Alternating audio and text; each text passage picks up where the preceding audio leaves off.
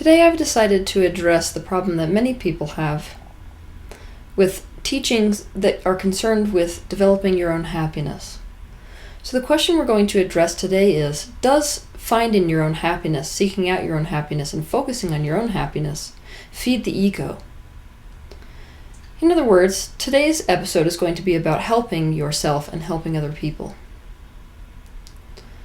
When I say you can't create someone's reality for them, you can't rescue someone from their own thoughts, a lot of times that's misconstrued to mean don't help something or someone, as if they deserve to experience the manifestation of whatever it is that they have focused on, and so you should never intervene. But this is not what we mean at all. What I'm saying is, no matter how much you want to help someone, you can't think for them. And because thoughts create reality, you can't create their own reality for them. A good way to explain this is, no matter how much you give someone in terms of money, even if it's $1 million, if that person still perpetuates a thought pattern of poverty mentality, they will go broke very soon. You can't think abundance type thoughts for someone. And so regardless of what you do to help them, they will continue to reinforce and recreate and remanifest situations that feel like poverty if they don't change their own poverty mentality.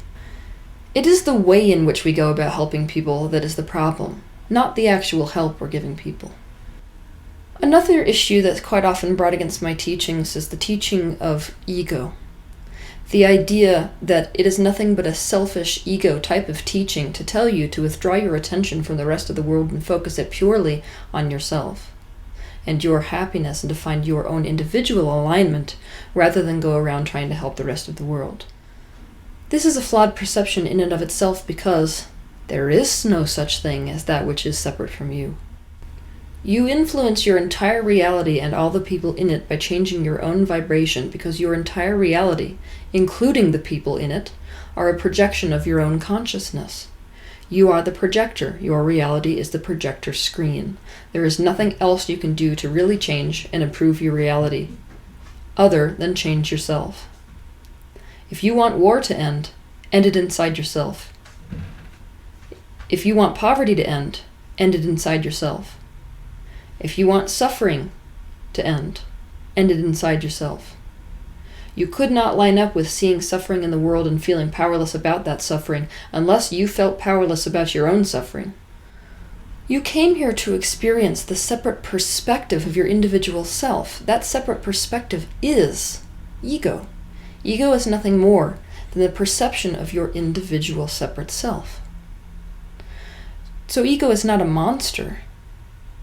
Making an enemy of ego is making an enemy of yourself. You're at war with yourself and with your original intention for coming into this life. The trick is not to get lost in the illusion of ego, to miss that it is just a temporary perception. What I find most amusing is the fact that the bleeding hearts of this world, which ironically is a category that I find myself slipping into on my not-so-good days, are so concerned with the idea that finding your own happiness is an element of ego, when we are the ones, the bleeding hearts are the ones, which are the most lost in the illusion of the ego. We think that focusing on ourselves means that we are cutting ourselves off in a kind of pink bubble from the rest of the world. We're putting blinders on to problems and abandoning the rest of the world by only being concerned with our internal experience and our own happiness. Those of us who think the world is separate from us and that other people are separate from us spend a great deal of time trapped in the illusion of a separate self, which is the very definition of ego. There can never be anything other than you in your reality. You are the child starving in Africa. He is your projection, the mirror of the starving part that is present within you. You are the man sitting on the hilltop in his $1 million mansion. He is the projection of the jealousy within you. You are the infant who is just born. He is the projection of the fresh, untouched potential within you. You are the dog who is playing with his chew toy. He is the projection of what is carefree within you. What you have present in your internal reality is all that can manifest in your external reality, and so there is nothing I repeat, nothing more important than to focus on your internal reality. There is nothing more important when it comes to helping other people than to improve your own internal condition. Your internal condition is the thing which is lining you up with and co-creating experiences like poverty and war and suffering. I want to give you a different image of a bleeding heart. Pretend that you're in a classroom and you have a projector that's projecting an image against the wall. A bleeding heart, those people who feel as if they need to really do something to fix the problems here on the planet by taking some sort of physical action, rather than improving their own internal vibration, are like the person who's up against the wall, flailing their arms around, trying to grasp hold of those images that are being projected against the wall, trying to change them in any way they can, without realizing where it is that those images are coming from. In other words, they never stop and turn around and go figure out that the image is being projected from the projector screen. And in this reality, the projector screen is you. When we are caught in the illusion of separateness, which is ego, this is how we try to solve problems. We try to change everything outside of us so that we can feel better when we look at it. But the problems never go away, because we have never improved the image on the projector screen, the one that is reflecting outwards as our reality. We have never withdrawn our attention from external issues long enough to improve these thoughts and beliefs within ourselves. If this is the truth of our reality, especially if oneness is the truth of our reality, how is it possible to abandon the rest of the world if you are focusing purely on yourself? You are the rest of the world. Improving you means improving the world. This is the truth of your reality. And I'm here to tell you that there is nothing less effective than trying to take physical action to change all kinds of problems in your external reality without ever turning around and fixing the very source of those problems, the projector itself, which is you. Getting happy is no kind of temporary fix. It is what changes your entire reality. Happy people do not cause harm to others. If everyone who was born upon this earth focused on their own alignment and their own joy so much so that they never became separated from it, there would be no war, there would be no poverty, there would be no suffering. And if you really want to help people, this is what you should do. Go find happiness yourself. Go find abundance yourself. Find all of these things that you're wanting to create in the world within yourself, and you will become a beacon to the rest of this society. You will be a beacon for the things you want to create on this world. When you do this, every action you feel inspired towards will feel good to take. Every action will be inspired and you will line up with the solution. You can only teach people by example. If you focus on the problem, all you teach and perpetuate is the problem. If you become the solution, you will show others how to do it for themselves. You will help them learn to create their own reality. By doing this, they become powerful. By simply swooping in to rescue someone, you reinforce that they are victims and that they are powerless. This is why people who spend a lot of effort trying to help people, we could call them helper personalities, attract so much resistance to the very help that they're giving. Have you not noticed that the help you are giving often only ends up in resentment? The reason is because even though the helper personality is trying to take action to help go towards a solution, they have not improved the quality and orientation of their focus. They are still focused on the problem. And thus, that is what they are adding their energy to. When you walk in the room with someone who is ill, and what you're focused on is illness, you're adding to the illness. When someone feels helpless and you walk in the room as if you're a rescuer and focus on their helplessness, you're reinforcing the message that they are helpless.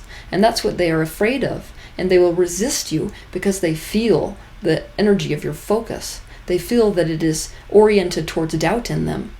They feel that it is oriented towards their illness and not their solution, regardless of the steps that you're taking. Any kind of help that is given from this type of vibrational set point will cause resentment in the person who is being helped. The message that the helper is sending the people that they help is not one that reinforces inspiration, it is one that reinforces victimhood. If you see someone as an underdog, you are feeding that idea. You cannot help someone to not be an underdog and not perceive themselves as an underdog while you, yourself, are focusing at them as if they are the underdog. Another way that those of us who are obsessive helpers get lost in ego is from the standpoint that our identities start to be about help. Identity is ego. So when we're attached to the identity of ourselves as helpers, we are fueling our own ego when we're helping other people. We develop these egos very easily when we think that we are going to be loved and we think that we are worthless unless we get to a point in which we can help people.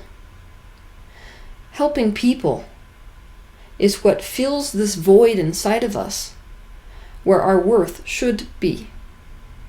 So we, those of us who are addicted to the idea of helping, are no better than junkies.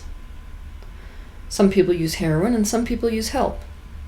We have a void present within us where self-worth should be, and we are filling it up with helping other people because that's the only thing that reinforces to us that we are a good person. We are helping people so we can feel good about ourselves. That is pure ego. We are using other people to fill the void that is present in our own self-worth. Instead of filling in that hole directly by focusing positively towards ourselves, we are using other people like a drug to fill that hole inside of ourselves. Nowhere in any of my teachings am I going to tell you not to help someone. If you find that you are in pure alignment, the only people you will line up with are people who you can help if they need help. If you're out of alignment, it's highly likely that you will run up against all kinds of situations which you can't help. Not only can't help, feel totally powerless to do anything about. If it feels good to hand a street beggar money, hand them money. If it feels good to take in a stray dog, take him in. You did not rescue a dog from his reality if you pick him up. The stray dog manifested help for himself if you were the one who drove by and picked him up. It was a co-creation. The more in alignment that you yourself get, the better it will feel to help other people because you will be much more successful at it. And it's not going to come from a space of deprivation or a lack type of consciousness within you. You won't be caught in the illusion that the world needs saving. You will not feel burdened by helping. In fact, you will not feel anything other than joy.